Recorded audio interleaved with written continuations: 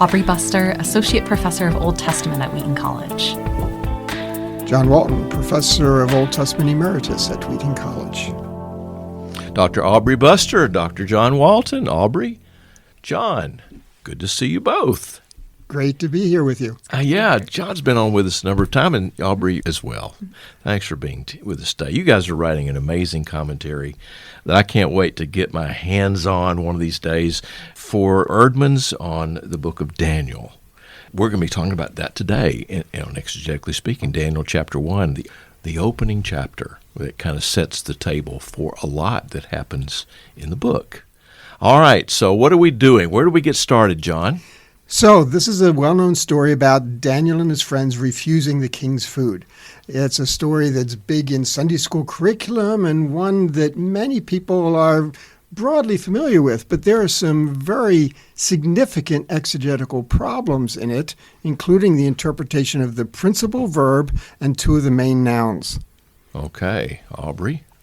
The first verb that we deal with is the one that is usually translated as Daniel's resolve not to defile himself. Ah, yes, yes. This is his motivation for refusing the food. It's the hitpa'el of the root ga'al, but it is the only occurrence of the root ga'al in the hitpa'el stem in the Hebrew Bible. This isn't the word tameh, translated unclean in the legal writings. Mm-hmm. Typically, this verb is divided into two semantically separate groupings. Ga'al 1 is used in the G stem and is usually translated redeem or to ransom. Ga'al 2 occurs in several other texts in the Hebrew Bible, but in other stems. And this is the only occurrence in the hitpa'el. And in those other cases, it's usually translated as pertaining to defilement. And we looked in comparative studies as well, and there's nothing semantically connected to Ga'al 2. So, and that's one we've got here in Daniel, so we're kind of on our own. So it's unlikely that Ga'al 1 and Ga'al 2 are related in meaning.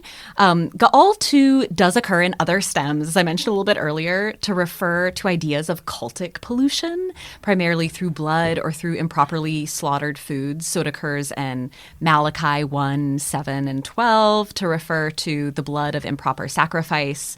And it also occurs in Isaiah 59 and Zephaniah 3 to refer to streets or a city being defiled by the blood of people who have been unjustly slain. So it does have this element of defilement. It also occurs in the Dead Sea Scrolls to indicate defilement through human impurity, through menstrual blood, or through the blood of the slain. So what we find out with that word is that it's really focused on a very specific concept of cultic pollution pertaining to blood.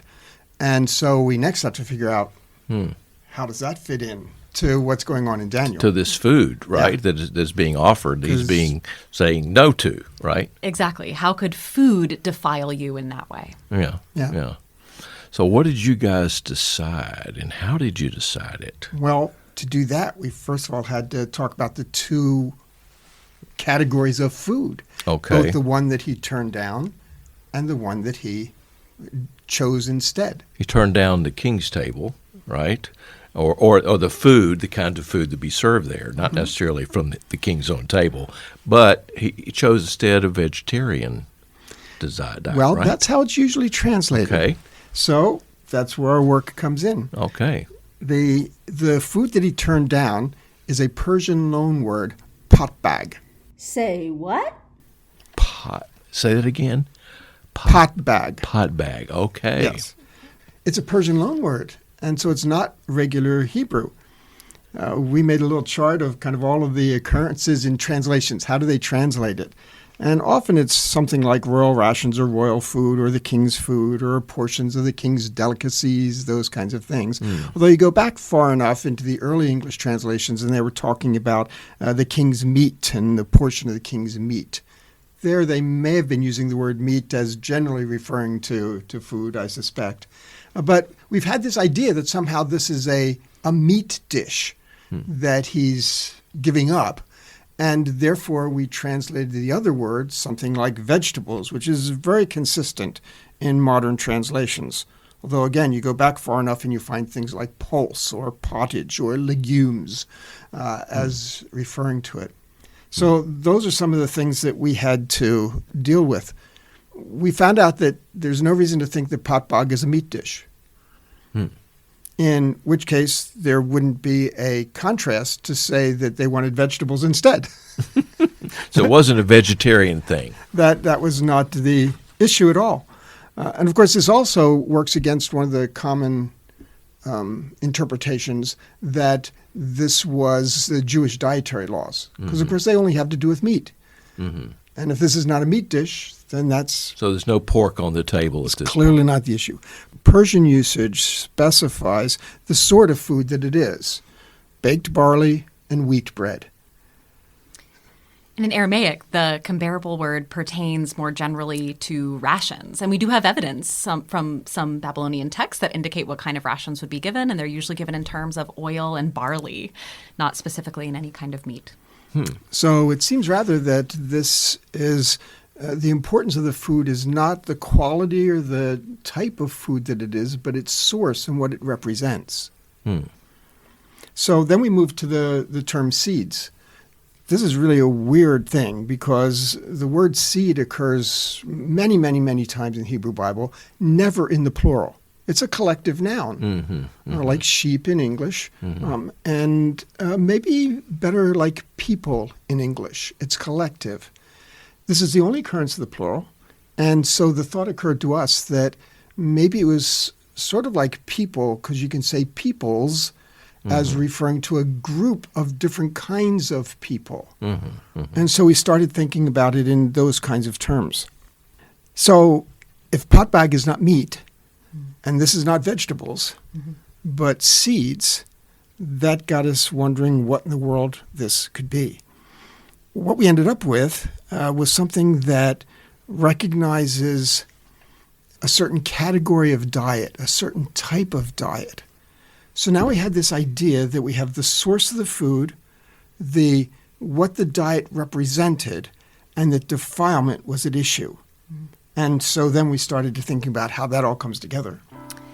So this caused us to shift the distinction from the potbog to really the potbog hamelech, that's how it's described, the potbog of the king, the rations of the king versus the seeds, and to think of it in terms of dependence and patronage. So the issue with eating from the king's table wasn't the contents of the table, whether it's meat or luxurious food versus zeroim not being meat.